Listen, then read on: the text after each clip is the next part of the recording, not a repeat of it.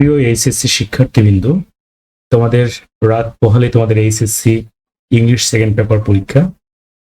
তো পরীক্ষার আগের রাত সবসময় খুব গুরুত্বপূর্ণ। তো তোমরা আমি আশা করি যে তোমরা তোমাদের সিলেবাস খুব ভালোভাবে রিভিশন দিয়েছো। তো আমি এখানে তোমাদের একটা ফাইনাল সাজেশন তোমাদেরকে দিচ্ছি।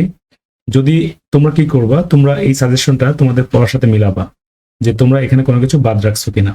আশা করি এই সিলেবাসটা তুমি যাই পড়েছো তার সাথে যদি এই সাজেশনটা মিলিয়ে পড়ো বা একবার রিভিশন দিয়ে যাও, তোমাদের পরীক্ষা আগামীকাল খুব ভালো হবে। তো যেহেতু তোমাদের পরীক্ষা, আমি আর কথা বাড়াচ্ছি না, তোমরা দ্রুত একটু সাজেশনটা দেখে নাও। দেখো, প্রথমে আছে প্রিপোজিশন। আমরা প্রিপোজিশন পরে অলরেডি একটা ক্লাস নিয়েছি। প্রিপোজিশনের অ্যাপ্রোপ্রিয়েট প্রিপোজিশন 50 থেকে 70% আসে পরীক্ষায়, আর রুলস থেকে আসে 30 থেকে 50%। তো তোমরা অ্যাপ্রোপ্রিয়েট প্রিপোজিশনের জন্য আমার যে অ্যাপ্রোপ্রিয়েট প্রিপোজিশনের যে ক্লাসটা আছে ওইটা একটু দেখতে পারো, এবং ওখানে আমি কিছু গুরুত্বপূর্ণ অ্যাপ্রোপ্রিয়েট প্রিপোজিশন দিয়ে দিয়েছি, সেখান থেকে আশা করি কমন পড়বে। এবং বোর্ড কোর্সিং 16 থেকে 23 সালটা দেখবা। স্পেশাল ইউজ অফ ফ্রেজ, দেখো এখানে বেশ কিছু রুলস দেওয়া আছে। এইগুলো পড়লেই তোমাদের জন্য মোর দ্যান এনাফ। এখানে was born, have to, has to, would rather, had better, let alone, as soon as, what's dot dot look like, introductory there or it, what does look like, as to, as if, what if, no sooner had. এই যে এখানে যে rules গুলো আছে, যে item গুলো আছে, এই ফ্রেজ গুলো দেখলেই তোমরা 100% পরীক্ষায় পারবে বলে আমি আশাবাদী। আমাদের আছে কমপ্লিটিং সেন্টেন্স। কমপ্লিটিং সেন্টেন্সের ক্ষেত্রে তোমরা দো বা অল দো, ইভেন দো, ঠিক আছে। কন্ডিশনাল যে সেন্টেন্স গুলো আছে, যেমন zero condition, first condition, second condition, third condition, ইফের নিয়ম, unless, lest, while, as, since, because, because of, when, where, would you mind. এই যে এখানে যে আইটেম গুলো আছে, তোমরা জাস্ট এই আইটেম গুলো একটু ভালো করে পড়ো। এই আইটেম গুলো পড়লে তোমরা এখান থেকে কমপ্লিটিং সেন্টেন্স অনেকটা করতে পারবা এবং পরীক্ষা তোমরা ভালো ফলাফল করবা। রাইট ফর্ম অফ ভার্ব, এই রাইট ফর্ম অফ ভার্ব মানে হচ্ছে ভার্বের সঠিক ফর্ম, সঠিক রূপ। তো এর জন্য আমরা প্রথম টেন্স মার্কারটা দেখবো। টেন্স মার্কার বলতে বোঝায় এই যে ওয়ান্স থাকলে কোন টেন্স হবে, লাস্ট নাইট থাকলে কোন টেন্স হবে, ago, last, yesterday, recently, still, at present, lastly, now, at this moment, gradually. এই শব্দগুলো থাকলে কোন টেন্স হয় এটা একটু জানবা। Structure and uses of 12 tenses, যে 12টা টেন্স আমাদের আছে প্রেজেন্ট ইনডিফিনিট থেকে ফিউচার পারফেক্ট কন্টিনিউয়াস, এই 12টা টেন্সের স্ট্রাকচার এবং এর ব্যবহার সম্পর্কে জানবা এবং প্যাসিভ ভয়েসের ধারণাটা নিবা। মডেল অবজেক্টিভ ভার্ব যেগুলো আছে এগুলোর ব্যবহারটা দেখবা, রিলেটিভ প্রোনাউন্সের ব্যবহার দেখবা, এবং কিছু শব্দ আছে যেগুলোর পরে ভার্বের সাথে আইএনজি বসে, যেমন স্টপ, অ্যাভয়েড, রিমেম্বার, হ্যাঁ, সেই শব্দগুলো একটু দেখবা। লেস্টের নিয়ম দেখবা। লেস্ট প্লাস সবসময় সাবজেক্ট প্লাস শুড বা মাইট বসে, এটা তোমরা জানো।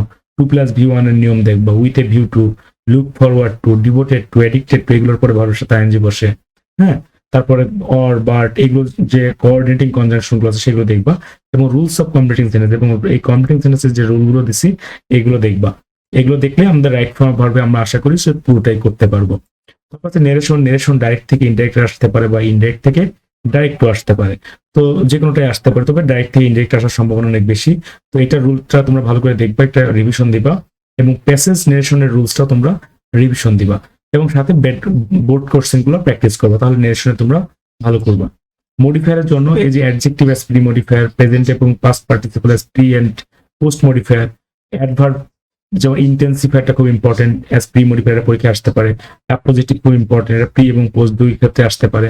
ডিটারমাইনার, হ্যাঁ, এই যে এখানে যা যা আছে, infinitive, relative, adverb, use of adverb and pre or post modify the verb, তারপর post modify the verb, use and adverbial phrase. এই যে মডিফায়ারের যে অংশগুলো আছে, এই অংশগুলো দেখে গেলে মডিফায়ারে তোমরা ফুল করতে পারবা। প্রত্যেকটা আইটেম তোমরা এই সাজেশন দেখে ধরে ধরে তোমরা প্র্যাকটিস করবা, যে এই একটা রাত্রে তোমরা এই অন্তত এই আইটেমগুলো সুন্দরভাবে দেখে যাবা।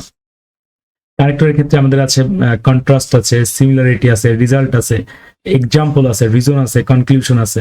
কন্ট্রাস্ট মানে বিপরীতমুখী যে বাক্যগুলো, সেই ক্ষেত্রে আমরা এই শব্দগুলো ব্যবহার করব। সিপ যদি একরকম বোঝায় সেক্ষেত্রে আমরা এই শব্দগুলো ব্যবহার করব। রেজাল্ট বোঝাইতে এই শব্দগুলো ব্যবহার করব, এক্সাম্পল বোঝাইতে এই শব্দ, এবং কারণ বোঝাইতে এই শব্দগুলো, এবং উপসংহার হিসাবে এই শব্দগুলো আমরা ব্যবহার করব। তোমরা অবশ্যই এই শব্দগুলো ভালো করে দেখে যাবে, এবং আশা করি তোমরা কানেক্টর ভালো করবে। তারপর সিনোনিম অ্যান্টোনিমের ক্ষেত্রে আমাদের প্যাসেজ যে ইম্পর্টেন্ট প্যাসেজ গুলো আছে ফার্স্ট পেপারে সেগুলো দেখবে, এবং প্রিভিয়াস ইয়ারের কোশ্চেন দেখবা। তবে আমি তোমাদেরকে বলবো এই সিনোনিম অ্যান্টোনিম নিয়ে বেশি সময় দিতে গেলে তোমাদের আসলে পরীক্ষার সময় নষ্ট হবে। তোমরা এই ম্যাক্সিমামই হয়তো পারবা, যা পারার সেগুলো এমনিতেও পারবা, আর খুব চেষ্টা করো যে কমন করবে এমন না। তো তোমরা এই প্রিভিয়াস ইয়ারের কোশ্চেন গুলো দেখে যেও, আর প্যাসেজ গুলোর সিনোনিম অ্যান্টোনিম গুলো দেখে যেও। তারপর আছে পাঞ্চুয়েশন।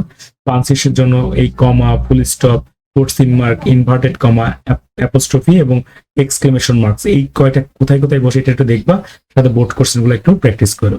ঠিক আছে, রাইটিং পার্ট খুব ইম্পর্টেন্ট, এখানে 40 মার্ক।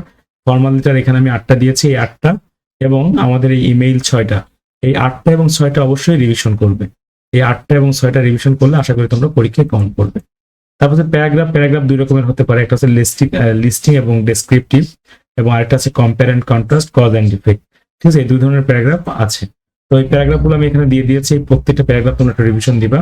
বিশেষ করে যে এখানে যে লাল রং কালার যেগুলো করা, সেগুলো একটু বেশি ভালো করে পড়ো, এখান থেকে পরীক্ষায় আসার সম্ভাবনা অনেক বেশি।